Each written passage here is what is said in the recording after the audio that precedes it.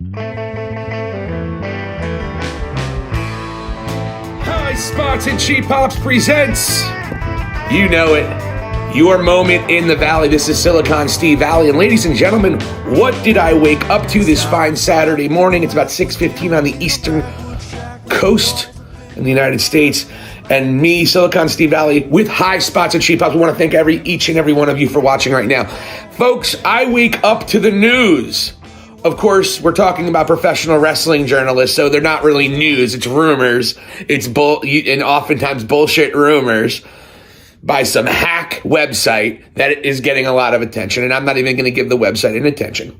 A fourth-rate wrestling news site is reporting the rumor that WWE has their sights set on a bigger free agent than the possibility of getting Jay White, former IWGP champion, who I love. That big name that they are going to be focusing on other than Jay White is none other than the cleaner Kenny Omega, Mr. AEW, Mr. New Japan Pro Wrestling. Kenny Omega, arguably the biggest name to never have been signed to WWE over the last decade, at least one of them. And ladies and gentlemen, there are a lot of emotions going this. Kenny Omega and the Bucks would probably be part of that. The Elite would be all gone from AEW with the exception of Hangman Adam Page and that, if that's the case.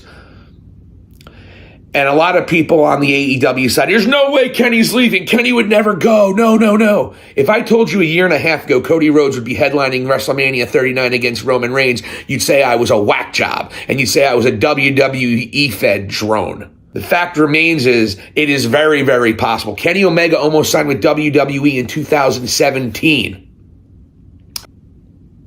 He's on good terms with them. And he may feel he has nothing more to accomplish in AEW. He may not feel Tony Khan's vision of AEW is right for him anymore. And he may feel like this is no longer a company that he wants to be a major part of because of all the changes. Kenny Omega has more money than he needs. And he's always said he wants to have a big opportunity to wrestle AJ Styles. AJ is into WWE for a while longer. And if Tony Khan is even thinking about bringing CM Punk back, maybe Kenny Omega and the Elite, they don't want to do business with CM Punk. No matter how financially good it would be for the company, no matter how financially good it would be for themselves, maybe they don't want to do business. That's the vibe I'm getting. And if that's the case, all three of them can go to WWE. It is 100% a possibility because please, somebody correct me if I'm wrong. Have we seen passion and love for this business the last year and over a year now from the Young Bucks and Kenny Omega? Have we really seen that passion, that love for this business, at least for AEW, that we saw prior? No, we have not. I don't know what is going on with the Elite. You watch Being the Elite. It is a train wreck dumpster fire now. It is not entertaining at all. I didn't even watch last week. It was the first episode in Being the Elite I haven't watched since 2015. I know what I'm talking about when it comes to the Elite. I've been following them long before AEW was even a thing. I have supported them and I continue to support them.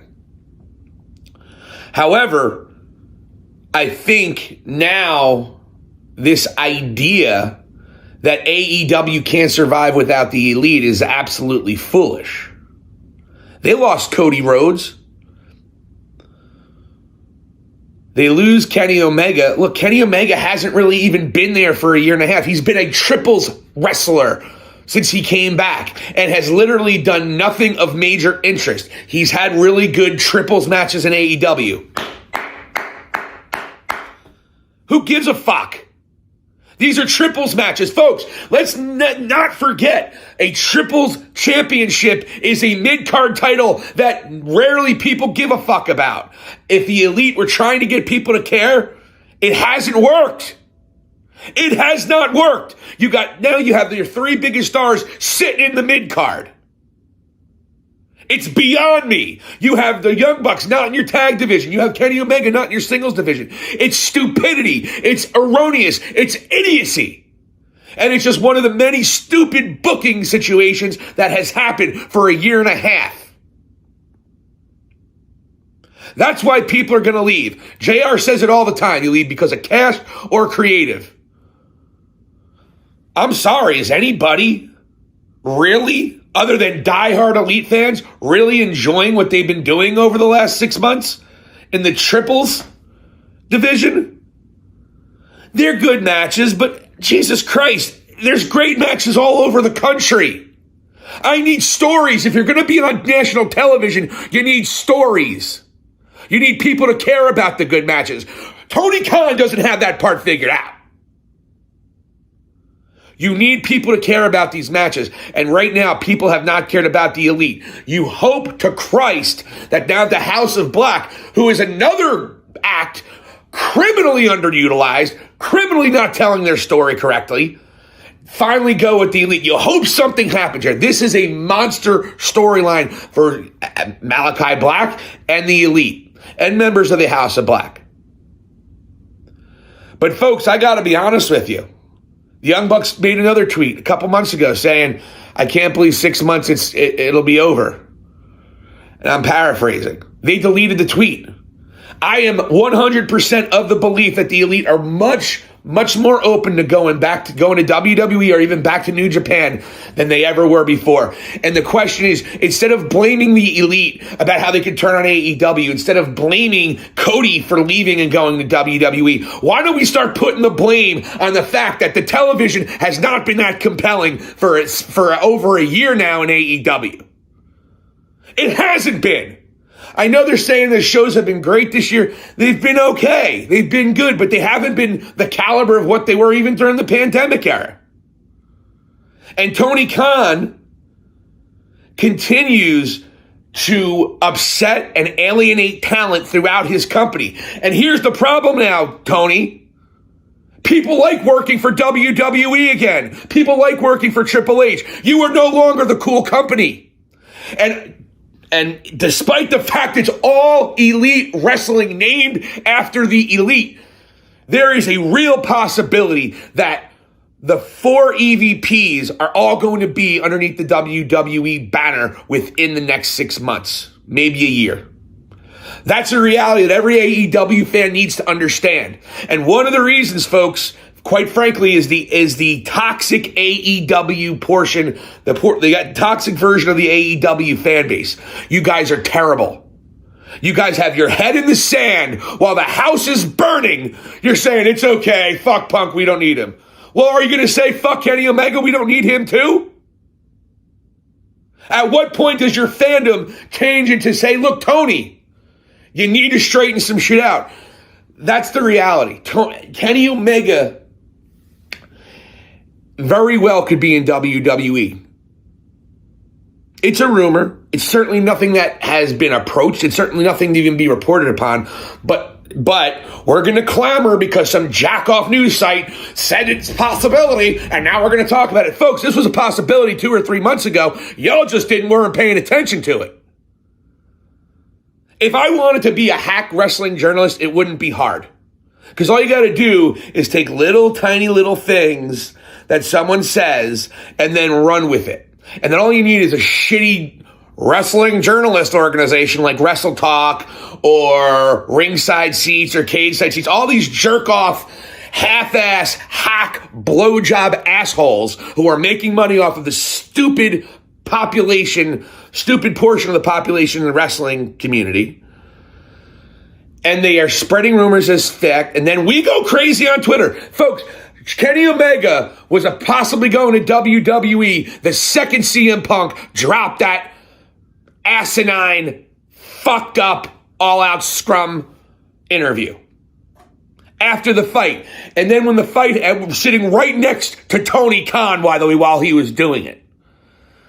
And then the fallout from it and how badly it was handled by everybody. That is when it became a possibility. The Elite started thinking, we really don't like working for Vince, and Vince wouldn't like us anyway. Vince isn't there anymore. Vince is not part of the creative anymore. So Tony Khan now has to be better at what he does, or he's going to lose the elite just like he did Cody. And by the way, Cody's going to be the biggest name in the business within a year. So all of you AEW fans, you toxic scumbags out there who told Cody to shut the fuck up while he was cutting his farewell promo and cut one of the best promos in AEW history, a quarter of that crowd was chanting, "Shut the fuck up." You are the reason, a major reason why this company is going to start to fail if it does. So I'd like you to stop being toxic. I'd like you to stop just giving Tony Khan every benefit of the doubt. The guy clearly has a lot of holes in his game. And Tony, you have got to get a range of your shit and do yourself a favor. Another thing, Tony, your company is on fire and not in a good way. Maybe not Twitter beef with jack-off Ariel Helwani. He's been in the pockets of WWE. We know that. Ryan Satin, same thing. These aren't unbiased journalists. They get a lot of money put in their pockets by WWE. Stop paying attention and giving that clown any kind of attention and more attention than you need and more Twitter followers and more Twitter interactions, because you know your fan base is going to go off on Ariel Helwani. They already started. And then Ariel Helwani and WWE fan base is going to go off on you, and then it's going to be more arguing. You're not helping, Tony. Be a fucking adult. Be a CEO. Be a president. Be better at what you're doing, because you have been a joke now for a while. And I'm starting to get frustrated because everything that you did and all the positives that you've done aren't going to mean jack shit if you don't turn this ship around. And then Triple H and WWE will buy your pissant company and we'll be right back where we were 4 years ago. Do the job you need to do, Tony. Stop working with ego. Stop worrying about stupid shit. Be a little bit more like Vince McMahon in that regard. Lions don't care about the opinions of sheep. Ariel Helwani is just one big sheep. Stop caring about his opinion.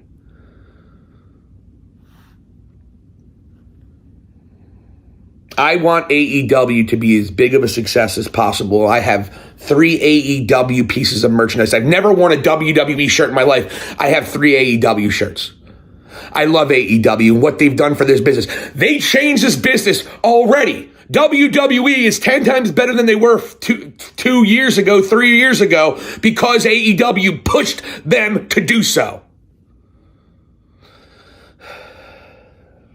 But you can't blow this opportunity. You have to tell better stories. You have to have your stars on TV every week or every other week tops. Eddie Kingston should not be off TV for months. Sorry, Rampage doesn't count when you're only drawing 350,000 people. Eddie Kingston needs to be on your TV every week on Dynamite. Miro should be on Dynamite every week. Malachi Black should be on TV every week. I know you have so many stars. Why the fuck are all these indie blowjobs getting all the time? I don't need to see Action Andretti on Dynamite ever again, Tony Khan.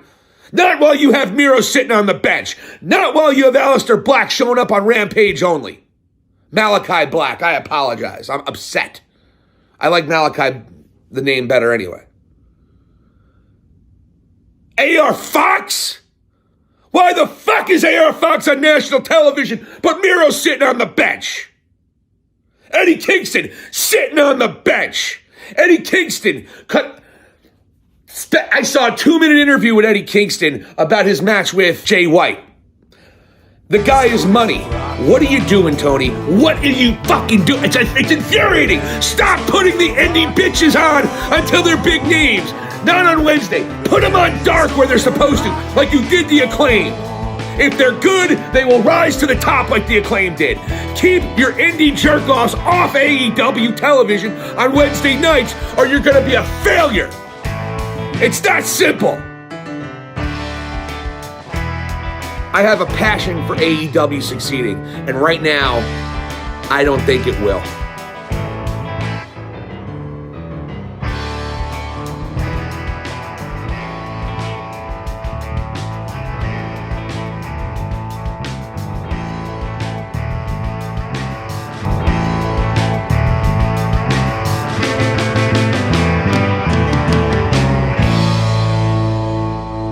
hit the subscribe button. Thanks for watching High Spots and Cheap Pops presents Your Moment in the Valley. See you guys later. Here endeth the lesson.